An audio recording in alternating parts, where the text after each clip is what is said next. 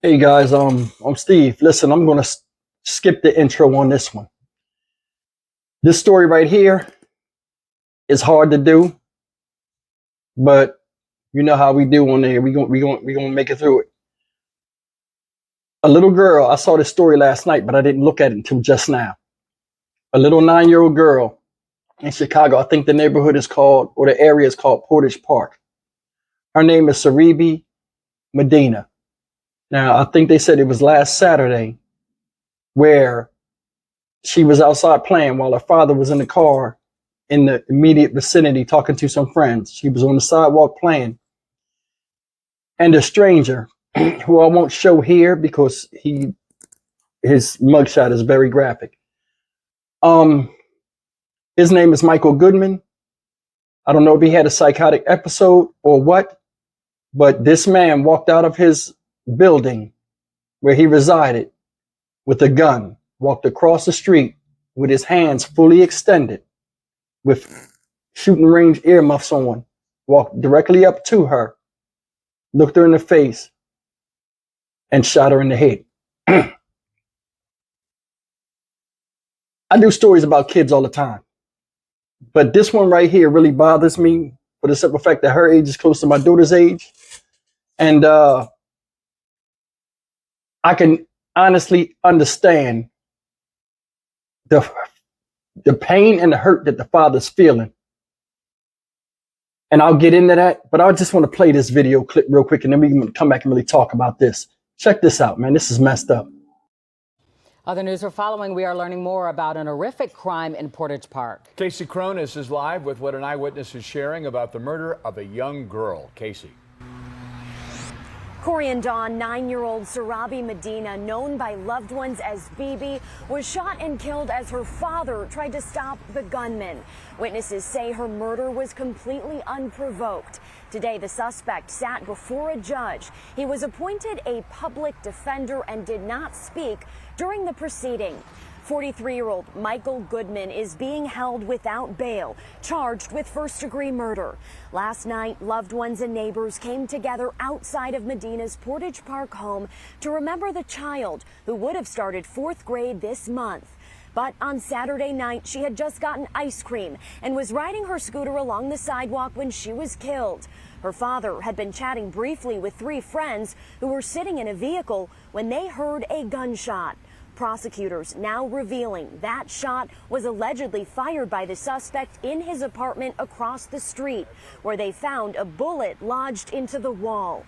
Witnesses say the following fateful moments happened in a flash. Prosecutors say the suspect emerged from his building with a gun and walked toward the little girl when her father screamed. As Medina's dad rushed the gunman, prosecutors say Goodman shot the child in the head. A witness, Renee Aquino, says the girl's father tackled the suspect. The gun went off again during a struggle, and Goodman was shot in the face. Now, Aquino is revealing another troubling detail. Looked like some headphones on his head, and the gun was on the side of his head. He had both of his arms just stretched out on the side of his body, just walking normal, like tunnel vision. They had retrieved them and investigated that they were not headphones. They were earmuffs. They are used to, in a shooting range. When you shoot a gun at a shooting range, you got to put earmuffs on. That's what they were. She was a beautiful little girl. And him being a father to raise this little girl on his own and then to lose her, I feel like this world has ended. My world has ended. Like, what are we going to do when this world is so crazy? And we need to love our children. A gun was recovered at the scene, and in the suspect's apartment, detectives found a FOID card, a receipt for the gun, and additional ammunition. All right, guys, that was the video, and man, it was hard to even just think about that. Just a visual of somebody just unprovokingly coming up and doing something to your child when they're minding their own business is unfathomable.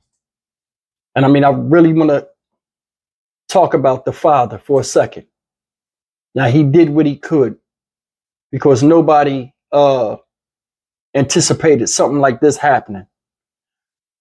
The reason why I feel for him, you notice I talk about a lot of times about how the father's relationship is with his children. And how I don't understand how we have a lot of children out here, regardless of the situation between you and the mother, that children are left unprotected, especially by the ones that made them. And this man is in the presence of his child.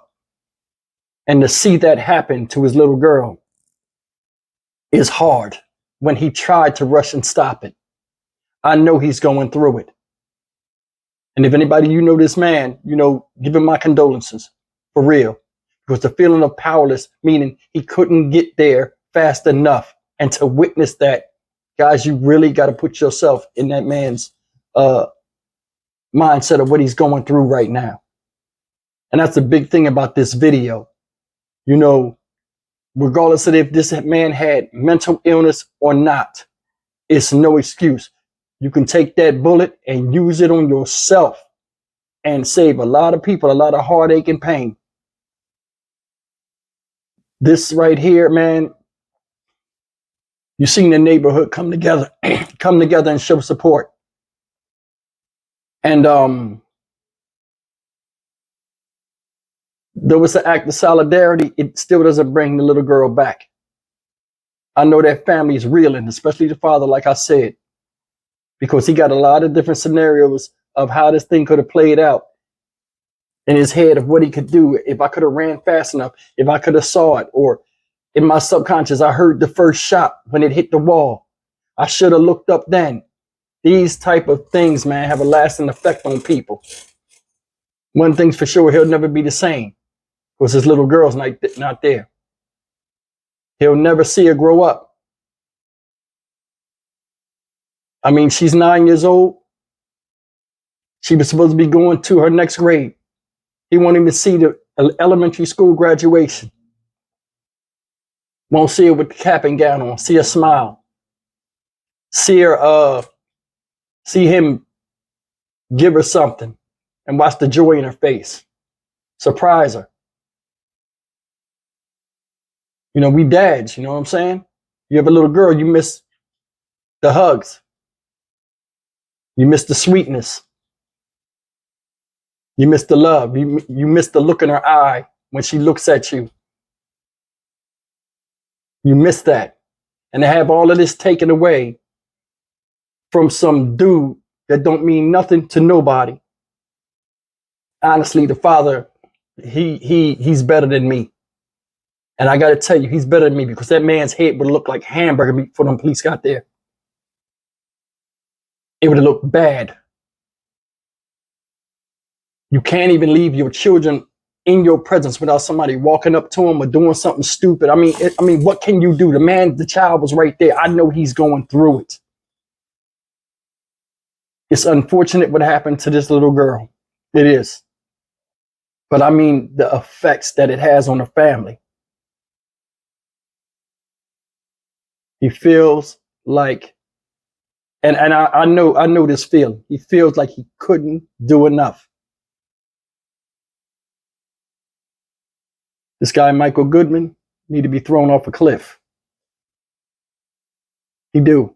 I mean, mental illness or not, I have no sympathy. There's no excuse for shit like this. He fired one shot that hit the damn building and then comes running out the place with a bead on a 9-year-old child. I don't give a shit if you crazy or what.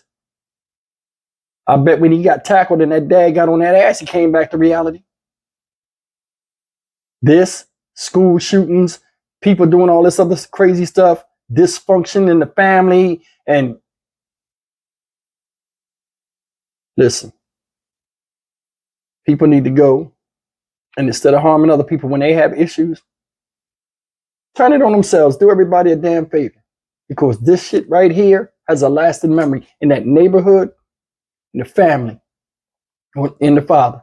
I don't know what his nighttime ritual was with his daughter, like putting her in bed and stuff. All that's taken from him. And the mother. You never right after you lose a child, ever. I'm Stock Market Steve for the Dynamic Reason channel, man. I got a headache. I'll see you guys in the next video. As always, like, comment, share, and subscribe. You guys take care and be careful out there.